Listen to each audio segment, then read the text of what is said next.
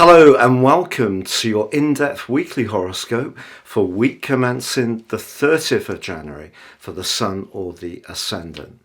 I'm going to give you the key features to look out for, but please stay with me. I will then dive deep to give you in forensic detail all of the ins and outs for the signs from Aries through to Pisces.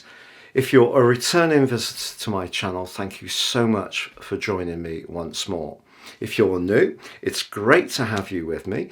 Please like or comment. I answer all comments. This is very much a community. And also subscribe. And if you would like to understand what the next year will hold for you as an individual, as opposed to your zodiac sign, if you give me 3 pieces of personal birth data of time, date and place of birth, I can give you your forecast, but also my special package of 30% off your life roadmap report. This helps you to understand where you can seize opportunities more firmly, but also some of the patterns that may have repeated themselves that are not so easy. The more you can intimately understand what these are about, the more you can overcome them. Also, I will provide your free Zodiac, Indian and Chinese 12-month forecast completely free of charge. Please see the link below. So this week begins with the Sun forging a really energized link with Mars. But later in the week, Mars and Venus are actually going to be in a tense right angle. But that can just amp up the attraction of someone that you may encounter. Essentially, the Sun in the sign of Aquarius is about friendship. Mars in Gemini is about communications. So if there's somebody that you're attracted to in a social context, then the text messages and emails can soon flow. There can be a meeting up and it can be great fun. Or you may find yourself in the mood to be much more active. But with Venus, the planet of allure, in the sign of Pisces, this is a more reflective location, but Venus actually is exalted here. It likes being in Pisces, and it's asking us to be attuned to how things feel. Mars has an element of urgency around communications in Gemini, so I wouldn't think it's a great idea to rush communications around anyone. If you get to know them this week or you've been recently getting to know them, just let things go at their own pace. But there can be a sense of desire. Now also this week, we do see the Sun in a much more discordant right angle to Uranus. And this may just ring a little bit of a bell in the back of your mind. And the reason is because a year ago, this exact aspect occurred, but also because Saturn in Aquarius has been in that extended right angle with Uranus in Taurus. But the Sun's moved in. Now the Sun obviously is about our core energy. Uranus in the sign of Taurus is about everyday money, but also our self-worth. So it is possible that there is going to be something that comes out into the open as this week goes on, that the truth seeker Uranus pushes us to fess up about. And the sign of Aquarius is very much into the idea of truth because, of course, Uranus is the co-ruler of this sign. But by the end of the week on Sunday, we have a very intense full moon in the sign of Leo.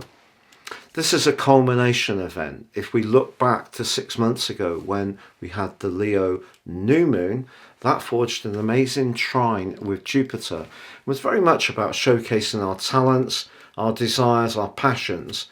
But the Sun in Aquarius is at the coolest point of its journey for its entire yearly cycle. It's technically in detriment, and the dispassionate side of Aquarius pushes back at what can be seen as the more frivolous and even attention-seeking energies of Leo.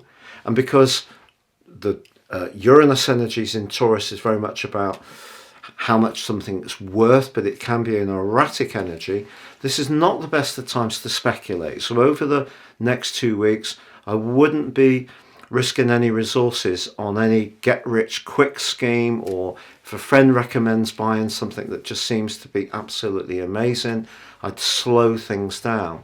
Also, this can be a time when affections, whether it's with friendships or in a love relationship, can be influenced by our values. And if our values are not meshing with someone that we're spending a lot of time with, this can bring some turbulence into the open in the next 2 weeks. But also this week, we do have a very compassionate link between Mercury and Neptune. And it's just encouraging us to try to understand why we react in certain ways, what conditions us to have the responses we have. But I think that the full moon is essentially quite a triggering event.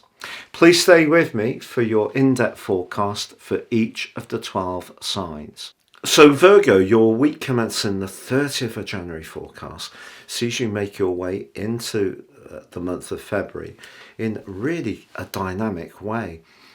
If you're applying for a job, attending an interview, doing a presentation, or if you work for yourself, wanting to contact someone who could be influential, or in an existing organisation, if you need to speak to your boss or actually demonstrate the quality of your performance, the confidence and drive you can show this week can really be very strong.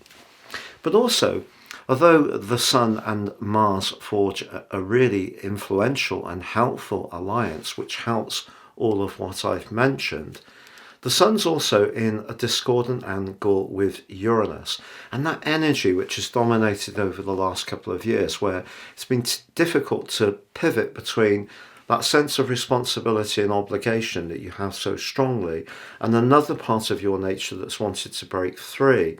And the full moon that occurs this week is going to bring that dilemma much more to the fore. So if you do find yourself feeling very unsettled, or a bit run down as the week goes on, much less energized, feeling a little bit on edge or even stressed, it may be that you're just spinning too many plates. Now, Venus is in a gorgeous location for you, so if you do need to speak to someone influential, Venus is linked to Mars, can give you the skills to be very diplomatic if in some way you want to change your situation in a way which suits you better. So it could be, for example, changing your hours, working in a different role within the same organisation, or perhaps you're going to decide to leave and do something different.